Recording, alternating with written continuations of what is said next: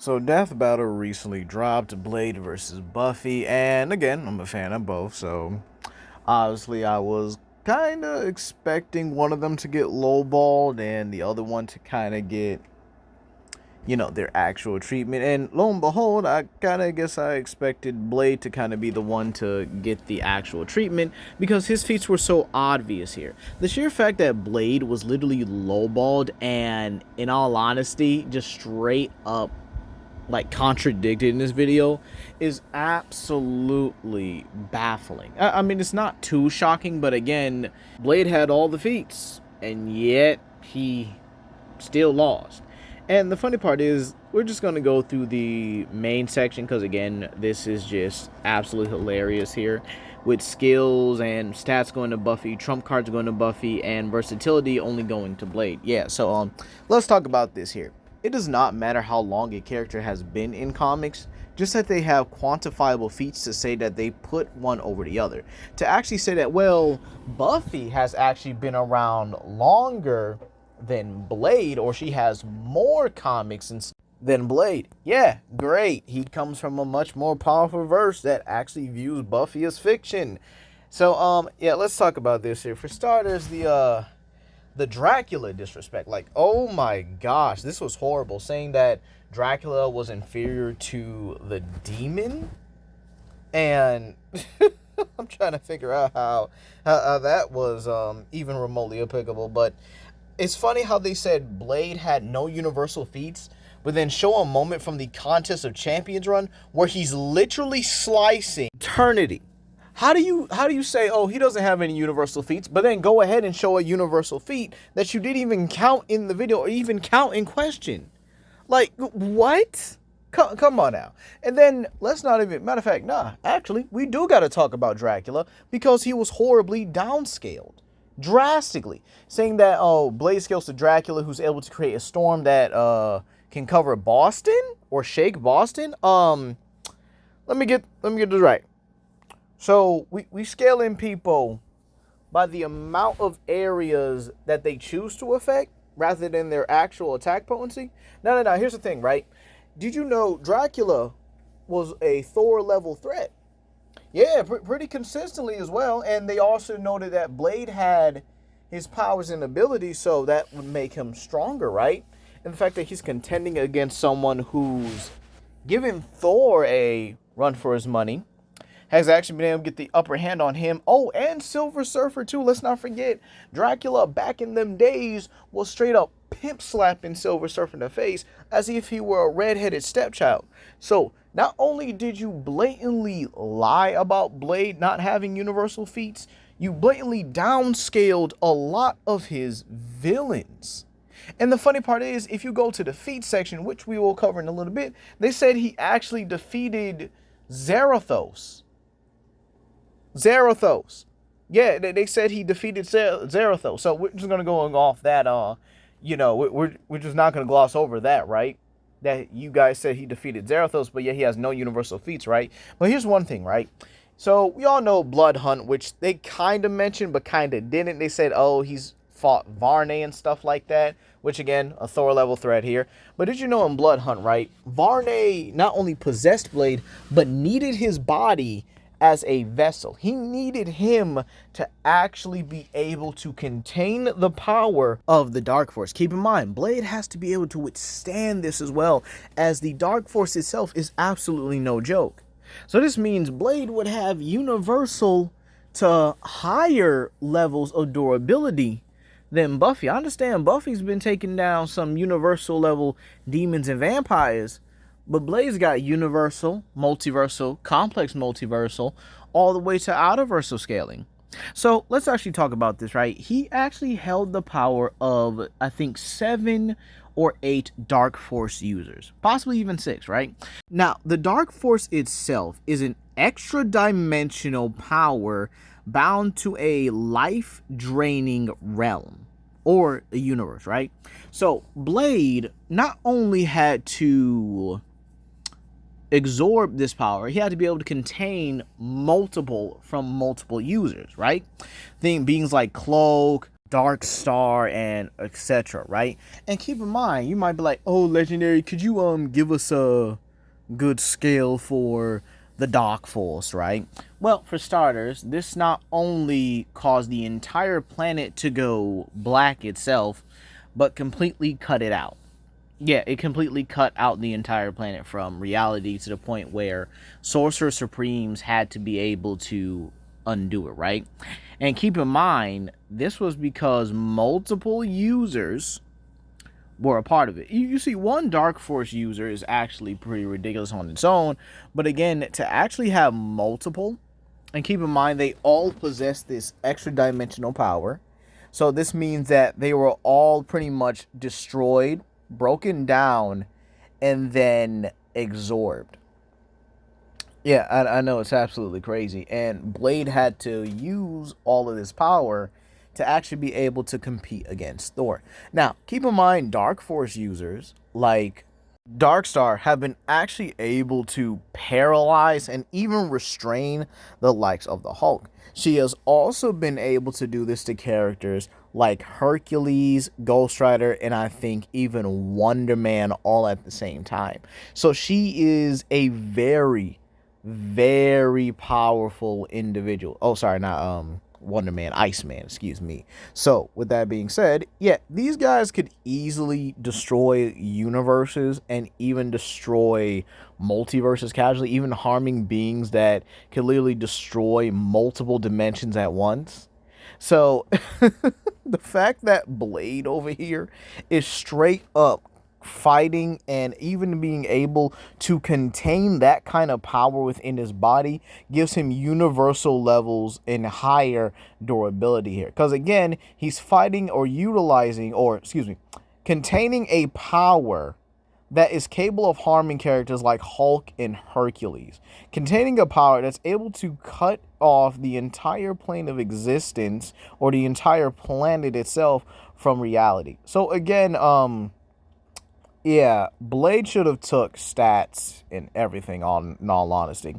Then we have skill. Now, the reason why they gave it to Buffy is actually pretty funny, right? Because Buffy had the past hunters experience. And you know, I find this funny because this actually works very similar to somebody. I can't really put my finger on it. You know, it's a Black Cat Man from Marvel Comics. You know, he has all the wisdom, fighting experience, and combat intelligence of the ancestors. By the way, this little black snippet right here says, while Blade knows Buffy the Vampire Slayer, and according to Mars Midnight Suns, it's his favorite show. Let's be real, he hasn't read the novels. I'm going to be honest with y'all. This had to be the funniest contradictory thing in the history of Death Battle. Oh, let's be real, he hasn't read the novels. Yeah, just like you guys didn't read the Transformers novels and mangas and stuff, right? I mean, hey, we can go all day about the stuff they didn't read, or the stuff that was provided for them, they kind of just glossed over, but hey, that's just whatever, right? But the funny part about this is, this means that not only is Marvel aware of Buffy, but they view her as fiction. Do you know how downscaled that is? And funny enough, he would also scale characters like Elsa Bloodstone, who is basically a Marvel rendition of Buffy. A more powerful one, in all honesty. Like, listen, don't get me started about Elsa Bloodstone scaling and stuff like that. Matter of fact, she might get her she does get her own video in the wave pretty soon. So yeah, just kind of expect her to pop up sometime soon. So yeah. Not only does Blade scale to much more powerful members, but also more skilled characters. Matter of fact, let's talk about one of the few people he actually trained for this situation, or that Varney trained and used Blade's own knowledge to actually be able to do this. So, the Blood Coven themselves were actually able to not only beat the Avengers, but beat Black Panther in a one-on-one situation, right? Even the likes of Thor. Black Panther, oh wait, we actually talked about him earlier, didn't we? Having the past experience from his ancestors all the way down to BC. And keep in mind, it's not about the lineage or how far the lineage goes. It's about their experience, what they done. BC Black Panther was fighting against cosmic entities for centuries, was even teaming up with the likes of Odin, Iron Fist, which I think we've all, you guys saw in my Godzilla monster scaling video. Understand the power of Shao Lao was absolutely no joke. And the sheer fact that these vampires were specifically trained to beat them, despite not having the amount of experience, and yet Blade is above them. I'm not saying he's above Black Panther in terms of skill, but again, he actually might be, considering the fact that he did train them for this kind of occasion. So he should be comparable in terms of skill with Black Panther, all right? So not only does Blade have the stats advantage, not only does he have universal levels of strength and durability, I mean, hey, you guys yourself showed him cutting eternity, and y'all just like, yeah, that's just his adamantium sword or secondary adamantium sword. You still need the strength to be able to swing through that one. Yeah, so there's no way you're gonna just tell me that Blade didn't even have the strength during the Contest of Champions run just to straight up swing that sword and cut eternity himself. Again, I actually do find that a little bit funny, because eternity himself is literally a outerversal level being to high otter. You could possibly say boundless and stuff like that, but again, keep in mind, I'm not really too much of a firm believer in that. You have to really be able to transcend the comics themselves. But again, eternity himself can easily be a high outerversal being quite casually. Excuse me, high outerversal being quite casually. And yet here's Blade, as they showed, slicing him in half. Yeah, I know, it's funny, isn't it? Because he should have won this. He actually had a lot more potent gear, to be honest. And believe it or not, another thing that was actually pretty sad was the fact that they had a Boy Thing on the list as his gear, but yet they didn't include him in this battle. But the funny part is, they knew why. Yeah, they knew why. Keep in mind, again, this is his arsenal. Boy Thing counts as his arsenal, along with his motorcycle, his anti-hypnosis goggles, flame gadget gauntlets, and stuff like that. Yeah, he should have had that. He should have had all of this, right? But they only gave him his basic gear. Again, I don't understand. What's the point in explaining someone's arsenal when you're not even going to let them use it? Same way with Ben 10. Why didn't you let him use Upgrade to actually hack the Green Lantern ring if it's considered technology, right? Interesting, ain't it? But keep in mind, Boy Thing actually grants Blade universal to multiversal levels of feats and power, mind you. Keep in mind, this is a little rendition of the Man Thing, so go ahead and look up how powerful Man Thing is, and yeah, enjoy that.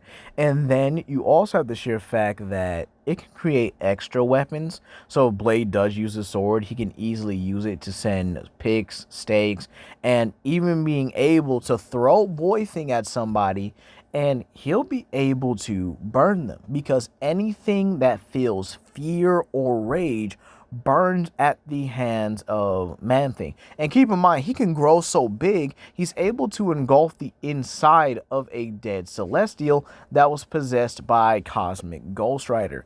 And he can even negate intangibility, as Blade was literally able to stab through Silver Surfer Black, was able to stab the likes of Gladiator, and even the likes of Firelord with this.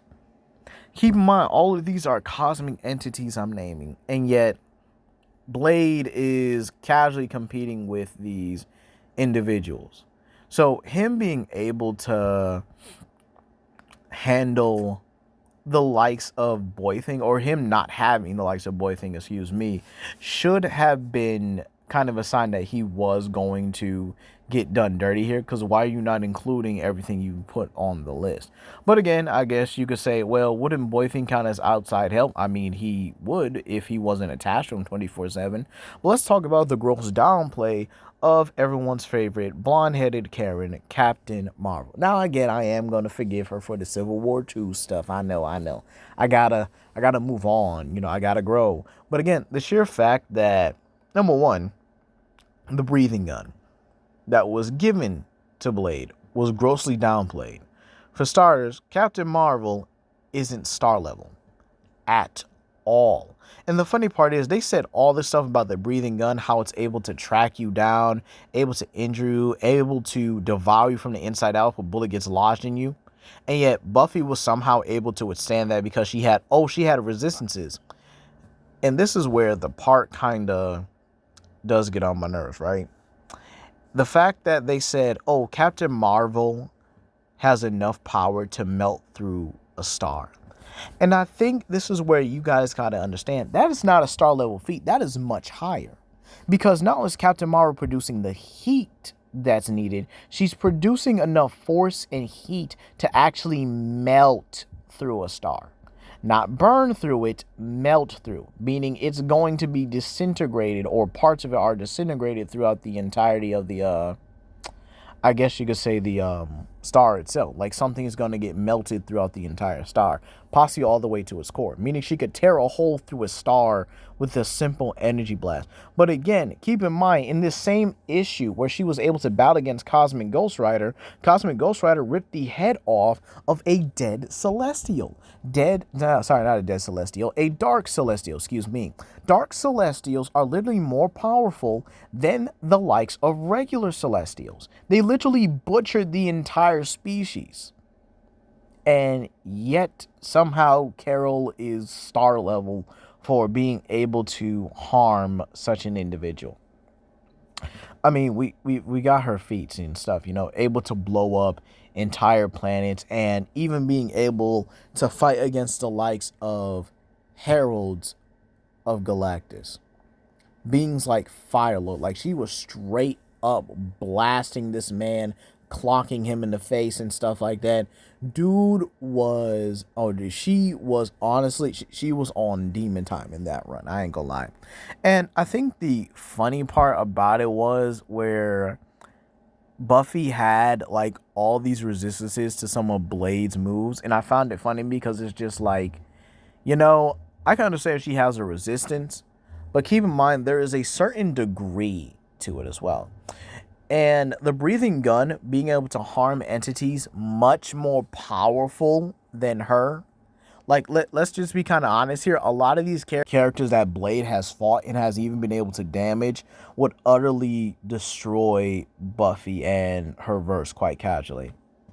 And again, that's not even to go into the sheer fact that Death Battle grossly downplayed a large majority of the feats in general. I mean, Buffy here is universal. That's pretty straightforward, but she's universal to a certain extent. There are levels to the whole universal game. All right, you could be universal, yeah, but again, that is to a certain degree. Like, you're like 1 universal, 2 universals, and stuff like that, right? And again, the fact that Blade literally had all these feats, but again, they felt so lackluster. Like, they said, oh, he's defeated Varney before, he's defeated Zarathos before, but again, going through the scaling section, they did not even begin to cover that at all. They even said, oh, well, he's comparable to Miles as well. Now, if we really want to go there, I could also bring up Miles beating the dog crap out of the likes of Blackheart. Okay, like, there's no way you're gonna tell me that characters like Varney, who actually needed Blade's body to even be able to begin to hold the likes of the Dark Force in the first place. It's kind of funny because not only does this mean Blade is capable of withstanding extra dimensional powers, capable of harming entities with said extra dimensional powers, even without these extra dimensional powers, and even being able to craft a vampire team specifically made to take down the Avengers. And keep in mind, the skill level as well is completely different in Marvel than it is in terms of any other character that Buffy has fought. Characters like Black Panther have been able to defeat the likes of Cole Obsidian, a dude that is capable of fighting against Super Skrull, Gladiator, Annihilus Jr., or simply Annihilus in general, depending on which one it is, and the likes of Ronin. All of these guys are Herald tier. All right, able to give not Super Surfer, Silver Surfer a very hard time in fights, being able to compete and even beat up the likes of Thor. Okay, the fact that these characters are leagues more powerful than the likes of anyone in Buffy. Like Buffy doesn't is the only one that's really skilled like that, to be honest. Like her and the Hunter's lineage are just the only one that's skilled, right? So this means that Blade honestly just has a much greater variety, or a much greater, what's the word I'm looking for? I guess you say much greater application of skill. That's what I'm trying to say. Much greater application of skill than the likes of Buffy. Yeah, she's able to take down demons, but Blade is literally taking down entities that could literally fight against the gods of the Marvel multiverse. And again, that's not even to get on the other stuff that they even downplayed. Him draining the likes of Ghost Rider. Like, oh yeah, he can easily drain the energy or magic out of somebody. Yeah, let me explain this to y'all real quick, right? This is Robbie Ray's Ghost Rider in a pissed off, mind controlled state, right? So Robbie was controlled by the Shadow Colonel, who used some type of mystical spell to actually get the upper hand, right?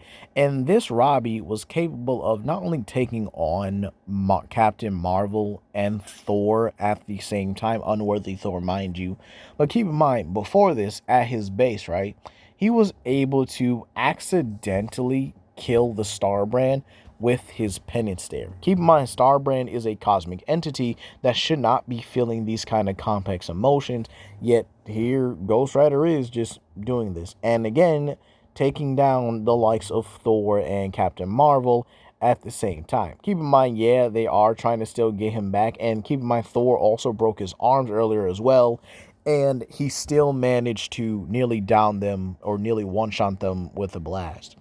So Blade, again, drained the magic out of somebody who's capable of taking down the likes of Thor and Captain Marvel. However, that's not even the craziest part about it, but his draining ability would exceed the likes of Rogue, who not only drained Ghost Rider before, but again was going to die from it. And keep in mind, Blade was able to do this to a much stronger Robbie Reyes, who, as I showed earlier, had just taken down the likes of Thor and Captain Marvel together. So, honestly, that's going to conclude it here, to be honest. This was disappointing as usual, or disappointing as always. And the whole live action thing, like, I don't know, it just felt kind of weird. I'm trying not to say it may have felt cringe in all honesty, but to be honest, it didn't feel like a great death battle, you know? The information was choppy, in all honesty, and they blatantly lowballed Blade to give Buffy this kind of win. They could have easily kept them both at Universal and came to a much better standpoint, and this video would have never been made. But no, y'all just had to lowball Blade. Y'all had to nitpick and use the feats that y'all wanted to use that would fit y'all narrative, right? Oh my gosh, it's just absolutely hilarious in my opinion, because this could have been actually great. This could have been really great, but again, no, you guys just had to honestly just ruin it. It's kind of funny, because this is a debate that could have honestly, yeah, I do think that it could have gone either way if it was done correctly and actually done with some, you know, decency, and actually do it properly and justice and stuff for like both characters. But again, at the end of the day, it's just, it is what it is at this point here. Death Battle screwed up once again with someone that was blatantly superior to the other, and just lowballed them so low. Like, even the characters like Captain Marvel, Ghost Rider, someone they put at Universal before with Lobo, and even the likes of Spawn, it's kind of funny, really. And then the fact that, if we remember their Thor videos, Thor's able to destroy the universe like what, 1,000 times over and stuff like that. So the fact that Blade is already competing with guys and entities, or sorry, beings and demons that can easily compete and fight against Thor, um, yeah, I find it hilarious that Buffy would have even dreamt of winning this kind of match. And also the fact that Blade views Buffy as fiction. Again, that also helps out with the score, or helps out with how powerful Blade is, or how powerful the Marvel verse is compared to the Buffy verse in general. If they view it as fiction, that's actually gonna just, I guess you could say, kind of give him more points, if you will. Because again, Buffy is seen as fiction to him, while he's in a much higher plane of existence, if you will, in the Marvel 616 verse. But again, that's going to be all today, you guys. Please comment down below, like and subscribe, and share it with your friends. This is Legendary Grimlock, and I hope you guys have a blessed day.